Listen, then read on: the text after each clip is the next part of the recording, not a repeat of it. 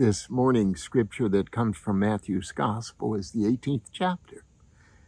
A wonderful story that we've all heard of the time that the apostles came to Christ and asked, who is the greatest in heaven?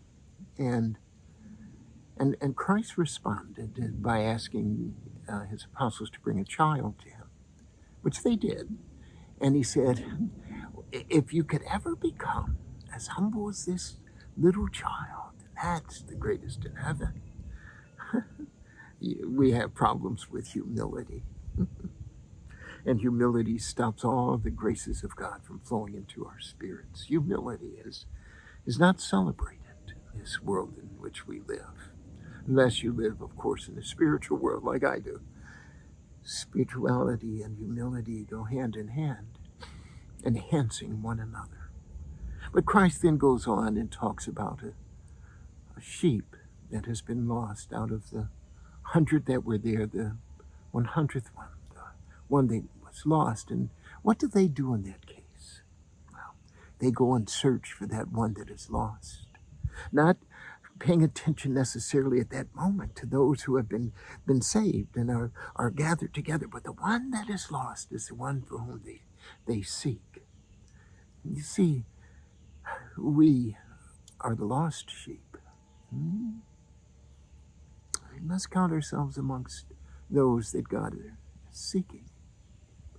And we have to embrace that God is seeking us, and He finds us within the humility that we're called to be. And that's what people, I think, in my parish, St. Mary's in Simsbury, Connecticut, they're searching to be humble, searching to find a relationship with Christ, searching to be found.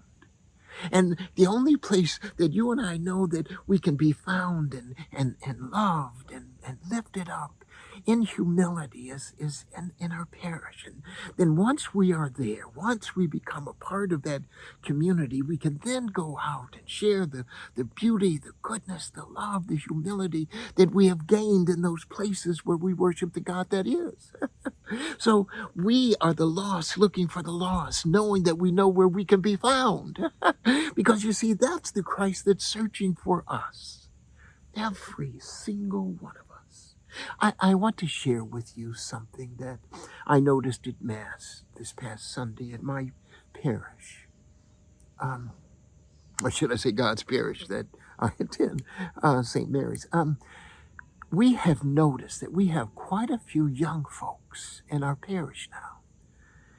Quite a few, 50%, I would say, of those who attend Mass. Our church holds probably at the max 500 that, on Easter and Sunday show up. But they're generally about 350 people come to Mass. Half are young.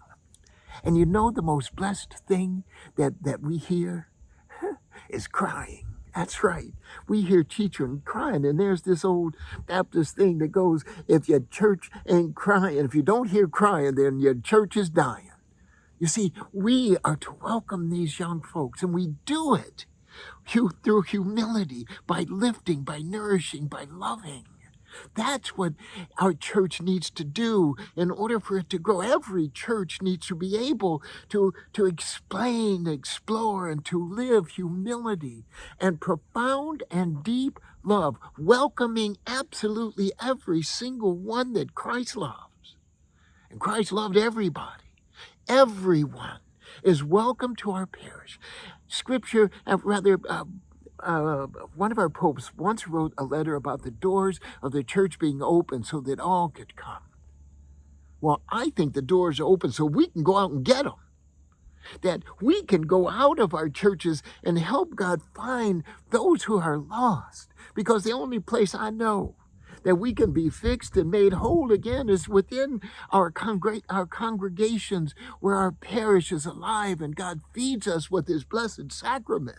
That's who we are. So we are to go out, live the good news of Jesus Christ. Because church is not just a place where we go and get a giant check mark that says we ain't going to hell that week. That is not what church is. Church is a gathering place of love and sharing and worship.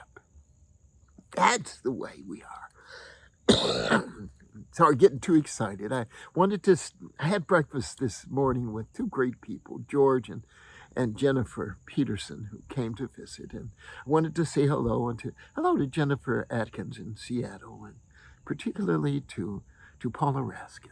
Thank you for watching and for all the beautiful notes that I receive and the wonderful emails. They mean so much to me. God bless you. Lord, what we gonna do today?